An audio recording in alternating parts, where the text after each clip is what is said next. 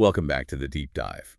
Today we are undertaking a very specific mission. We are not diving into the well-worn sensational legends of Renaissance popes. Right. We are going straight into the quiet, terrible archives of the Vatican. I think that's the only place to really start. We're peeling back centuries of sanctified reputation to examine how the private lives of popes, lives of, well, vice, extravagance, and ambition were not just moral failures. No, not at all. They were structurally supported instruments of political power, all meticulously recorded by the very institutions they led. And that's the key distinction, isn't it? For you listening, this deep dive is a shortcut, past the polemics, past the propaganda. Exactly. Our goal is to move beyond the usual salacious tales you hear about names like John the 12th or Alexander the 6th. We're focusing on the dry stuff. The dry bureaucratic records. Yeah. I mean, things like clerical shorthand, financial ledgers, notarial receipts, and my personal favorite, the diplomatic dispatches. And then home by ambassadors who were just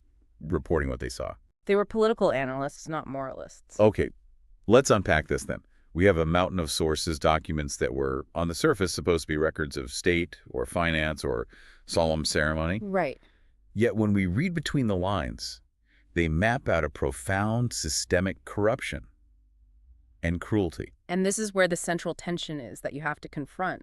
I mean, how could an institution that preached and promised salvation A high salvation. simultaneously marshals enormous temporal terror Yeah. and use spiritual authority to secure brutal political control? Precisely. We are looking not just at individual moral failures or, lapses in judgment. We're looking at structural administrative culpability. So the machine itself was corrupt. The records demonstrate in painful detail how private indulgence was systematically funded, protected, and concealed. It's an exposure of the machinery where vast privilege was converted into absolute license. And it reveals the mechanisms specifically you see entrenched nepotism, systemic fiscal opacity, and a kind of bureaucratic discretion that made institutionalized abuse just utterly practicable. And alarmingly predictable. And predictable. So as the machine was running, we need to look at the maintenance logs. Where do we find the most chilling operational details? We find them in the paper trail. We are tracing the patterns of institutionalized transgression. So to begin our descent into the archives, we have to start with the most famous, yet I think often misunderstood eyewitness, Joannes Burchard. Oh, absolutely. Burchard. He held the esteemed position of papal master of ceremonies, the man responsible for documenting the proper order, the ritual correctness of every major event at the Vatican. You can imagine his early entries, right? Just Yeah. meticulous notes on vestments, processions, liturgical timings. Very dry. Right, procedure. Burchard is essential because his entries began as entirely procedural notes, but as the court of Alexander VI descended into, well, unprecedented spectacle, his records bleed into personal horror. And he wasn't writing a critique. This wasn't a political pamphlet. Not at all. He was writing a literal procedural manual. He documented events, particularly banquets and private functions, that systematically inverted ritual. What do you mean by inverted ritual? Well, where the solemnity of the liturgy would soften into this kind of grotesque pageantry, and confession, the most sacred spiritual act, was transformed into a mere spectacle for amusement or worse, political leverage. And here's where the dry academic source gets really, really interesting for anyone trying to decipher history. The real weight of Burchard's accounts lies not in the shock value, but in their what you call apparent sobriety. Yes. The sobriety. He recorded acts of profound transgression acts involving the Pope and his family, without any rhetorical flourish, without moral judgment, without condemnation. That is the ultimate proof of his veracity. He simply describes the actions, the participants, the timing, the logistics in plain, factual Latin. It's chilling. For example, when he's describing one of the notorious private dinners, he details the timing of the meal, the list of guests, which includes cardinals, Right. and then, with the exact same neutral tone, he describes events that we today would call deeply humiliating and coerced sexual acts. That factual, non-judgmental tone makes it so hard to dismiss, doesn't it? You can't just call it invention or rumor. It is the difference between reading an angry letter and reviewing a police officer filling out a report on a crime scene. The report just carries so much more weight. But historians need more than one source, even one as meticulous as Burchard. How do we cross-corroborate his private horror? With a completely separate, politically motivated body of records, The diplomatic dispatches. Oh, the ambassador. Ambassadors from states like Venice, Milan, Ferrara. These men were not there for moral guidance. They were political operatives. Size, essentially. Keen observers of papal politics. And they wrote home in alarm, detailing threats to their national interests. Their letters catalog the political environment, the bribes necessary to secure an audience, the lubricious entertainments. Which is a nice turn of phrase. What we might call lavish, often depraved parties, and, crucially, the systematic purchase of high ecclesiastical offices. So they weren't just gossiping. They were providing vital political intelligence to their home governments. Yeah. They were talking about the cost of doing business with the papacy. Exactly. And these diplomatic reports, they're not isolated inventions of some enemy polemic.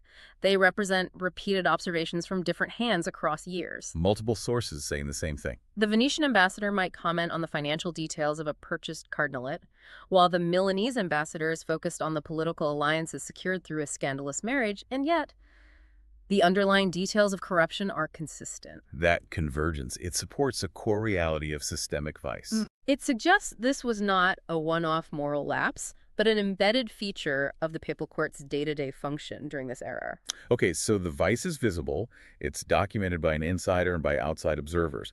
But how was it enabled institutionally? I mean, it takes more than just a morally compromised pope to run a decades-long system of corruption. Oh, it requires an administration, it requires money, and it requires silence. Right. And that is the bureaucratic heart of the problem.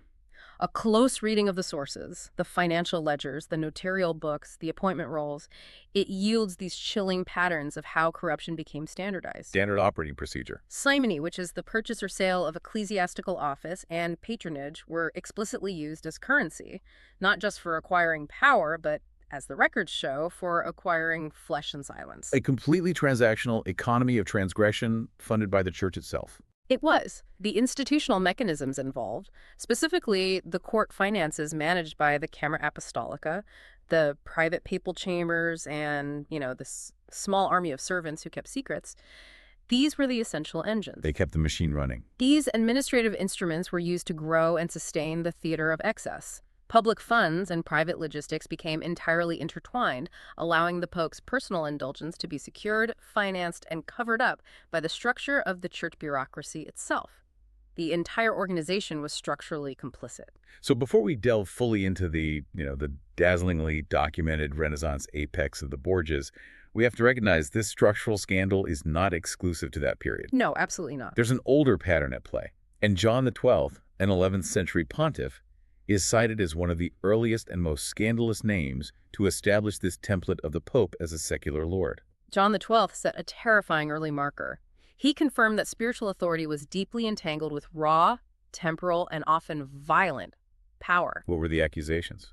Contemporaries accused him of turning the Lateran Palace, the very historical seat of papal power, into a house of revelry. A house of revelry. Chroniclers, like Liutprand of Cremona, offered devastating indictments, alleging that he ran a brothel within the papal precincts. Wow. Often using sacred space for profane purposes, and he patronized lover households and, most shocking, faced serious allegations of incest among close relatives. That persistence of incest allegations is one of the most shocking details, isn't it? It just testifies to the immediate dissolution caused by unchecked power. It does. But as historians, how do we weigh these accusations? Medieval chroniclers were also political operators. They were often writing to please an emperor or discredit a rival. Of course. We must always approach them critically. Much of Liutprand's writing is transparently polemic.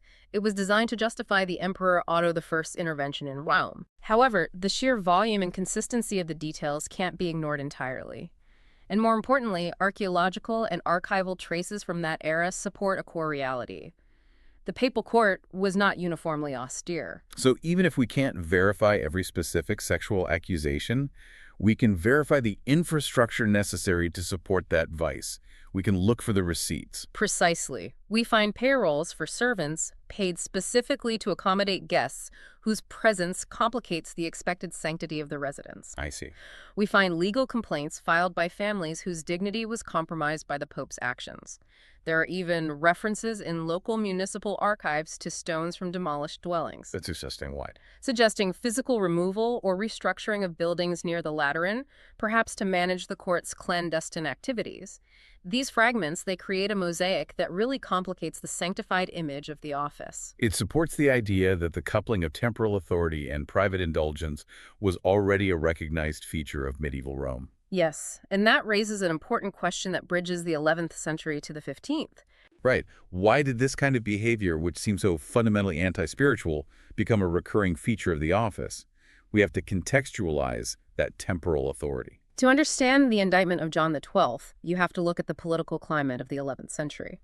The papacy then was a territorial lordship as much as a spiritual office. He was king. The Pope was a secular ruler in central Italy, deeply entrenched in the brutal, noble, and dynastic struggles of the time.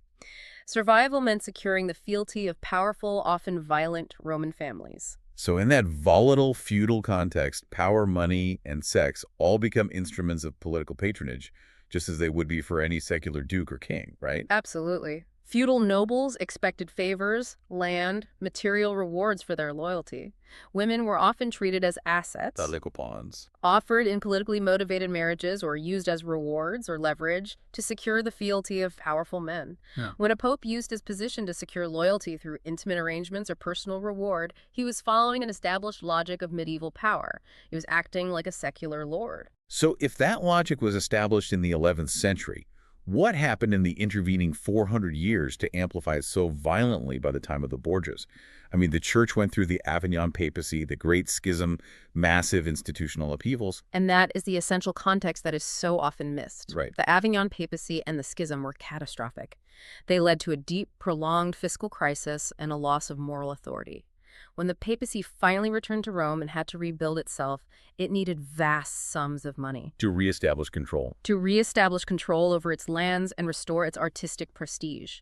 This desperate financial need meant that the sale of ecclesiastical offices simony transitioned from a scandalous aberration to an essential normalized fiscal tool. The need for temporal revenue effectively institutionalized the means of corruption. Precisely. The older pattern of using vice for personal political patronage, established by men like John XII, was then inherited by the Renaissance popes and amplified by this new, sophisticated, and deeply corrupt financial machinery of the Curia. A machine which was now explicitly designed to generate revenue through the selling of spiritual favors. The Borgias inherited a system already engineered for fiscal opacity. Which brings us to them. If the medieval pattern established the basic structure, the Renaissance, and specifically the Borgia papacy, provided the ultimate institutional amplification. It did. The conduits for corruption became far more elaborate, driven by dynastic ambition and a new centralization of wealth. Right. Moving into the late 15th century, the papal household dramatically expanded. Court offices were sold openly and publicly. The patronage networks grew denser, transforming the administrative state into a massive engine for private gain. And the archival trail here becomes incredibly rich. Oh, yes. You get fiscal ledgers like the Fondopio records and extensive detailed letters from dozens of diplomats who are now trying to quantify the cost of securing papal influence. And into this environment steps Rodrigo Borgia, who becomes Pope Alexander VI. The sources describe his methods with a chilling clarity. It wasn't just indulgence, was it? It was strategy. He worked the system with a singular clarity of purpose. He combined family strategy, immense wealth, and political ruthlessness to an unprecedented degree. And the documents back this up. The documents are full of documented purchases, enormous financial payments, and, most importantly, a clear, consistent pattern of promoting relatives into absolutely key ecclesiastical and secular positions. This is nepotism, which, while not new, was taken to an industrial scale. Yeah. What did this practice do to the church administration? It didn't just fuel scandal. It structurally reshaped the entire church administration. We see offices or benefices, which, for you listening, you can think of as salaried positions or income streams attached to church offices, Right. being granted purely based on familial ties. This meant the people running the Curia were not necessarily chosen for their pastoral competence or spiritual dedication, but for their loyalty to the Borgia name. And contemporaries found this deeply scandalous. It provided the foundational grievance that would fuel later reform movements. The election itself, the very moment he assumed the title of Pope, is described in the sources as, well, fundamentally a financial transaction. The sources insist Borgia's election was less an act of divine selection and more a meticulously calculated transaction. A business deal. Ambassadors meticulously recorded the promises, the specific bribes, and the whispered agreements made in the days leading up to the conclave. We have documented lists from cardinals detailing the expenses that corresponded directly to votes received. So it's basically an invoice for a papacy. It reveals a system of procurement disguised as a spiritual process. Cardinal Ascanio Sforza, a key political player, was reportedly bought off with 4 mule loads of silver and the immensely lucrative post of vice-chancellor. That detail about the heel loads of silver is perfect. It just anchors the abstraction of bribery and material reality. It does. But once he had secured the papacy, his household immediately became an instrument of dynastic ambition. The evidence is overwhelming. Borgia maintained liaisons outside of clerical norms, the notorious Vanazza Catani, mother of his children, and openly bestowed immense benefices and titles on his offspring, Cesar and Lucrezia. He turned access to the apostolic palace into tangible currency. So while later writers might have embellished the, salacious details, The administrative documents firmly established the dynastic machinery. Money moved from the papal treasury to Borgia children. Titles were granted with lightning speed, and power was ruthlessly concentrated to serve the family. often at the expense of genuine spiritual authority. The records show not just a moral decline, but a total structural re-engineering of the church for familial aggrandizement. This systematic use of ecclesiastical authority for dynastic and financial gain leads us to one of the most disturbing aspects documented in the sources. The spectacles. The blurring of the sacred and the profane, often manifested through these organized spectacles of vice. Burchard's diary, in particular, seems to serve as a catalog of transgression for these events. That phrase perfectly captures the spirit of the Borgia court. The court intentionally blurred the lines between a state dinner and a private orgy. The administrative and the theatrical elements of corruption were combined. So Burchard records these banquets? He records banquets that included naked performers who were treated as objects of display, often subject to competitive humiliation, merely for the amusement and judgment of high officials, men who were ostensibly celibate servants of God. We have to mention this specific detail that appears repeatedly across the records. Horrifying, precisely because of Burchard's neutral recording of A it, chestnut banquet. the so-called chestnut banquet. Yes, the account is chilling in its procedural detail. Burchard described a feast held in the private papal apartments on October 30th, 1501. And the tale involves The repeated tale involves 50 courtesans presented, invited, or coerced to perform degrading acts, while high officials, including the Pope and his immediate family, acted as judges and spectators. and Burchard focuses on the logistics. The logistics. The way the light was set, the timing of the meal, and the prizes pieces of chestnut scattered on the floor that the women were told to retrieve naked. The weight of this account derived from Burchard's plain Latin and supported by marginalia in Venetian dispatches. Noting payments. Noting payments for the services and later for silence makes it incredibly difficult to dismiss as mere slander. The implication here goes far beyond simple moral collapse. It speaks directly to the political utility of these highly public, or at least public to the court, spectacles. Absolutely. It is the core of the instrumentalization of bodies for political ends. These women were not simply objects of lust, they were frequently tied to delicate political negotiations. How so? They could be daughters of noble families whose honor was compromised, effectively serving as leverage against those families.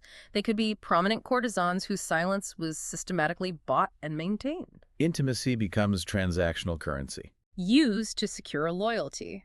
The spectacle reinforced the Pope's dominance, showing guests and rivals alike the depth of his power and, crucially, the impunity with which he could act. Shared complicity was a form of political insurance. And the administrative trail, the money, had to follow the spectacle to ensure secrecy and maintain that impunity. It did, which is why the financial records are so revealing about the system of duplicity. Payments intended for these purposes, buying services, silence, gifts for family members, were listed under deliberately vague public headings in the Vatican archives, such as donations to the poor, charity, or aids to the household. This is the essence of fiscal opacity, concealing the true nature of the expenditure by using legitimate-sounding labels. But the archivists weren't always successful in total concealment. There were those critical archival clues. Indeed, the meticulous reading of the ledgers reveals marginal notes, often in a secretary's rapid handwriting, that betray the true motive. Little notes in the margins. These small private annotations would clarify that the money was actually used for protection for the Pope's reputation or leverage to secure loyalty. Wow. This pattern shows clearly how civic institutions, the financial bureaus of the church, colluded in secrecy, maintaining a public veneer of piety while a private system of reward, coercion, and concealment operated behind closed doors. Mm. The duplicity wasn't accidental, it was baked into the administrative procedure. This transactional view of the papacy brings us directly to the economics of impunity, the institutionalized fraud and simony that financed the entire operation and kept the secrets locked away. We're moving from the spectacle to the ledger. The legal notaries and the papal treasury preserved an incredible amount of evidence detailing this illicit economy. We have specific contracts and receipts that document payments, annotated with recipient names, dates, and sums. The paper scaffolding. The paper scaffolding of the illicit economy that rivaled the legitimate one. They show a clear and conscious effort to monetize the spiritual authority of the office. And this, where we get the real aha moment from the archival analysis, moving past rumors of wealth to verifiable documented fraud. Specifically, the evidence found in the Fondopio Code. That's the core piece of forensic evidence. The Fondopio Code refers to a series of ledgers held by the Apostolic Chamber. You can think of them as the papal treasury's general income and tax accounts. Designed for legal public review. Exactly.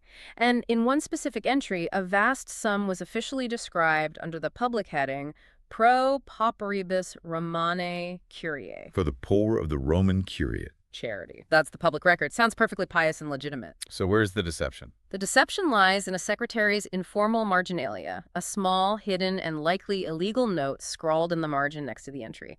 This note bluntly annotated the massive sum as Silentium Ascanio. Silence for Ascanio. Referring to Cardinal Ascanio Sforza, Borgia's political ally who had been bought off during the election. This isn't speculation. It's a direct, documented contradiction preserved in the administrative record itself. It's a smoking gun. It exposes the deliberate duplicity of the papal accounting system. Charity funds were secretly diverted to bribe powerful cardinals for their silence and loyalty. The money trail is clear. Offices were sold, benefits exchanged for cash, and the church's entire fiscal machinery was repurposed for private indulgence. What were the profound, structural and cascading effects of selling clerical offices? Oh, the effects were disastrous and long-lasting. Okay. The sale of offices had profound structural consequences because the buyers immediately sought to recoup their massive investment. Of course. Clerical posts intended for pastoral competence became instruments for personal enrichment and family aggrandizement. Young men of absolutely no vocational inclination received benefices and titles purely to secure property and influence for their families. Creating a system where corruption just flowed down the chain. Like water. For many diplomats observing this, it was simply viewed as standard, ordinary politics, which demonstrates how utterly normalized the corruption had become. And the ultimate example of this systemic function is the career path of Caesar Borgia. The Caesar Borgia's trajectory perfectly embodies the aggressive conflation of clerical and secular power. Right. He was initially a cardinal, appointed by papal favor due to family ties, and immediately showered with vast benefices. However, he later resigned his ecclesiastical vows to transition into a ruthless military commander and secular prince. And the financial records show that this transition was backed by a massive legal transfer of church wealth and diplomatic support. So he essentially used the revenue and authority of the church to fund a private military career. Exactly. The ecclesiastical promotion served dynastic strategy first and foremost.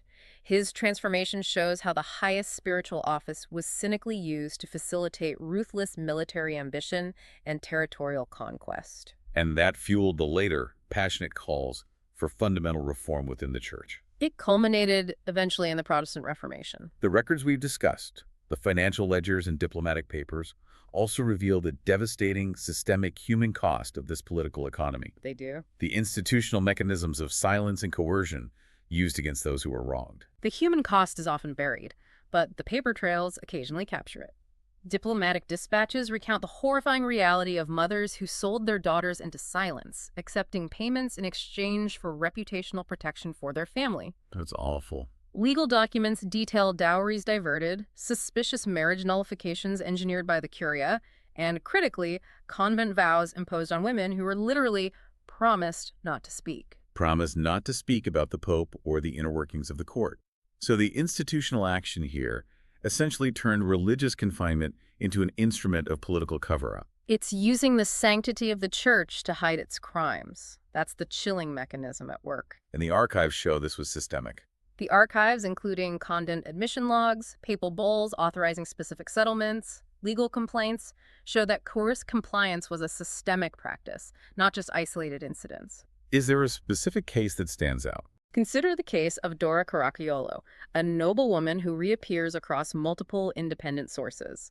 She was reportedly removed from her family and held in papal apartments until her family accepted specific financial and reputational terms to preserve the Borgia family's honor and silence. So even if we can't verify every single detail, the sheer stack of independent reports Ambassadorial letters, local chronicles, marginalia. creates a presumption that coercion was a routine, administratively approved tool of policy. And the court's institutional response was designed specifically to legitimize the outcome administratively. They used payment, exile, or religious confinement methods that served both to silence the victim or critic and to formally close the case. Making the outcome look perfectly legitimate on paper.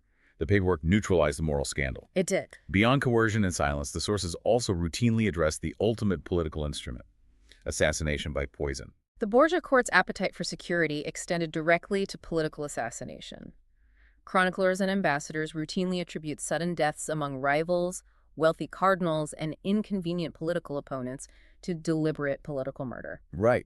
But contemporary autopsy is rare, so how strong is the evidence? The patterns are highly suggestive and supported by multiple independent observers noting the suspicious timing and circumstances. So what specifically does the administrative evidence reveal following these sudden, unexplained deaths? Does it confirm the foul play? It confirms the administrative opportunism. The pattern is chilling. Unexpected deaths were followed immediately by rapid confiscation of assets and swift prepared paper appointments to fill the newly vacated benefices with Borgia loyalists. How rapid? Often within 48 to 72 hours, an almost inhuman speed of institutional control over the mechanisms of impunity. The administrative archives show how vast estates were redistributed and papal favors quickly filled the power vacuum. So the stories circulating in dispatches of perfumed chalices and tainted food were followed by hard forensic evidence in the archives of administrative control and asset seizure. The speed is the administrative smoking gun. Exactly. The density of these incidents is historically notable. The administrative archives show not just how fortunes were seized, but how judges and notaries were controlled to ensure the official paper trail reflected accidental death. Ensuring the Pope operated beyond legal reach and enriching the Borgia coffers simultaneously. That's the system. Now we have to turn to the Pope's children, who are both products and agents of this deeply corrupt system. Let's start with Lucrezia Borgia. Lucrezia. Her figure illustrates how women in papal circles had to navigate an impossible landscape of both immense power and profound vulnerability. Contemporary sources paint Lucrezia alternately as a victim, an instrument, and eventually a highly effective political agent. Her life serves as a direct record of how intimacy was converted into currency. Her marriages were political contracts. Explicitly, they were negotiated entirely by papal will. Her person became a highly valuable pawn in dynastic strategies designed to consolidate the Borgia's temporal ambitions across the Italian peninsula. Can you give us an example of how one of her marriages served a specific political end? Certainly. Her marriage to Giovanni Sforza of Pizarro was meant to cement an alliance with the powerful Sforza family in Milan. When that alliance was no longer politically useful to Alexander VI, the marriage was hastily and suspiciously annulled on spurious grounds. And then? Then she was married to Alfonso of Aragon to align the Borgias with Naples. But when that alliance faltered, Alfonso was assassinated. Assassinated. Finally, her marriage to Alfonso X cemented a crucial alliance with the Duchy of Ferrara. Her biography is written in political contracts and property transfers. Her father treated her as a diplomatic asset to be deployed wherever power was most needed. While the documentary record complicates any simple sensationalized biography, it shows her agency was severely limited. Did she ever find a way to exert her own influence? Yes, the records show traces of her personal strategy of survival. Especially in her later life as Duchess of Ferrara, she cultivated cultural patronage and managed vast estates activities that required public performance and private negotiation. So she built her own power base. She became known for her courtly sophistication. While she still received gifts, estates, and titles directly from her father, these later activities show her efforts to build a protective, non-sexual power base, albeit constrained by the very mechanisms that used her. If Lucrezia was the instrument of dynastic strategy, Cesare Borgia was the ultimate implement of military ambition. Oh, yes. His career path exemplifies the sheer audacity of using ecclesiastical authority for secular conquest. Cesar's shift from being a cardinal to a secular prince and military general is a foundational case study of the era. Machiavelli, who studied him closely, detailed his methods.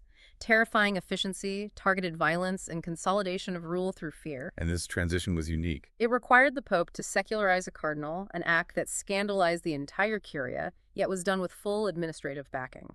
And his military ruthlessness was financed by the papacy itself, directly linking the spiritual office to bloodshed. Precisely.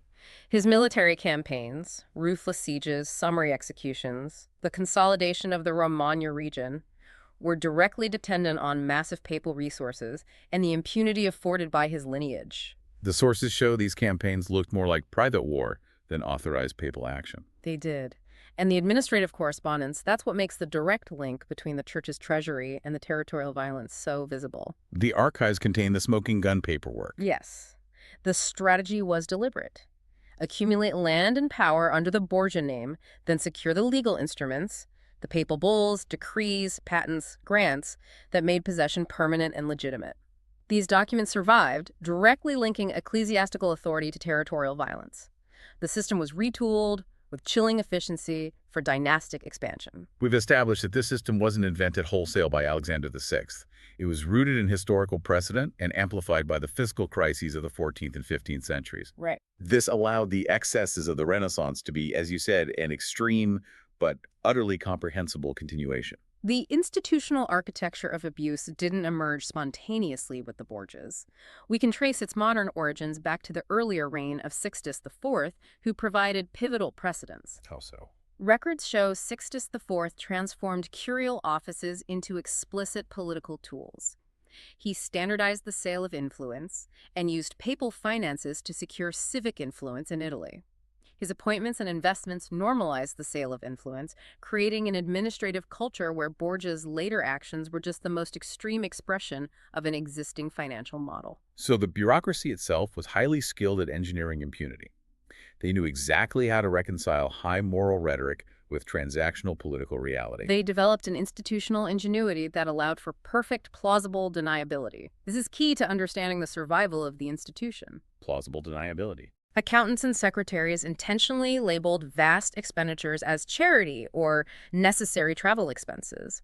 Favors were recorded as legitimate benefits or honorary titles, and crucially, coerced agreements like the marriage nullifications or the convent vows were formally entered into the archives as if they were acts of free consent. So understanding this bureaucratic language, reading the omissions as much as the entries, is essential to decoding how private vice appeared publicly as legitimate governance. Absolutely. A missing receipt for a crucial payment, a deliberate cross-out in a ledger, a blank margin next to a suspicious name, these signal official efforts at concealment.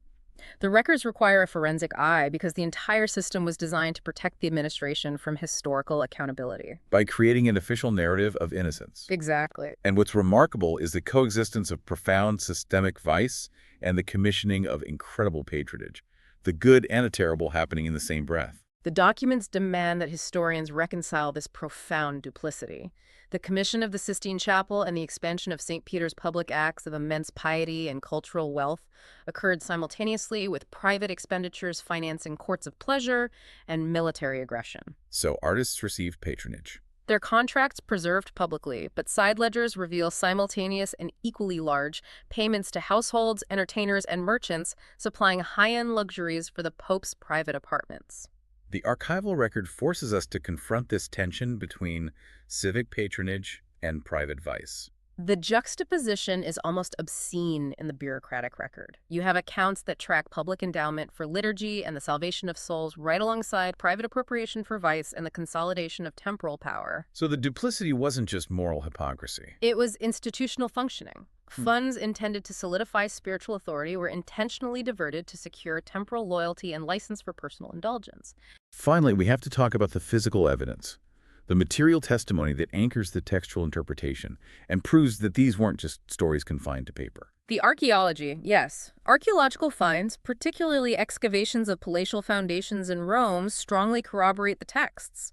We find fragments of chalices, discarded jewelry, architectural layers showing private apartments carved out or converted from former sacral rooms. So sacred spaces were literally repurposed. This material testimony adds indelible weight to the narrative. Commodities of pleasure circulated freely within the orbit of spiritual authority. And the archaeological finds even detail the daily life and consumption habits, confirming the level of luxury described in the expense accounts. Yes. For example, forensic analysis of latrine deposits shows the consumption of extremely high-end luxuries, specialized expensive seafood, and foreign spices that confirm the lavish banquet accounts. We find fragmented Venetian glass and specialized kitchenware matching banquet accounts, and personal items belonging to servants whose names appear in the financial ledgers. This material culture anchors the archival interpretation. It creates a fuller, undeniable picture of the papal household as both a spiritual center and a highly corrupt, courtly establishment. Whose actions were fundamentally transactional. Fundamentally. That brings us to the end of our deep dive into these chilling archives. We've moved far beyond simple rumor and sensationalism, tracing the quiet, terrible truth embedded in the administrative records, ledgers, and scribbled notes of the time. The details of the Fondoppio Marginalia, the case of Dora Caracciolo, the forensic analysis of asset seizures after sudden deaths, they all point to one definitive conclusion. They indict not just individual morally compromised men like John the XII or Rodrigo Borgia. They expose a highly sophisticated system where vast spiritual privilege was deliberately converted into absolute temporal license. The systemic features made abuse practicable. Nepotism, fiscal opacity, and bureaucratic discretion. They made it not just possible, but shielded. The administrative files and the archaeological layers together argue for structural culpability. They show that the Renaissance papacy produced masterpieces and monstrous acts in the same administrative breath. The archives then become our most crucial guide. They refuse to allow us a simple, sanitized view of history. They remind us that history is often written in the marginalia, not the bold public declarations. And that leads to a final provocative thought for you to take away. The records consistently show that public ritual repair often followed the worst scandals. How so? Successors would commission visible acts of piety, grand chapels, or public works to counterbalance the perceived vice and placate the public. Yet the document trails indicate these measures were often purely cosmetic. A new chapel could be funded at the very same time that private stipends continued to underwrite courts and indulgence and buy political silence. The tension between public denunciation and private persistence frames the long arc of papal reform. So the lasting lesson is a powerful caution. Power sanctified by ceremony does not guarantee virtue. It can, with chilling efficiency, sanctify its own crimes and provide them with an administrative cover.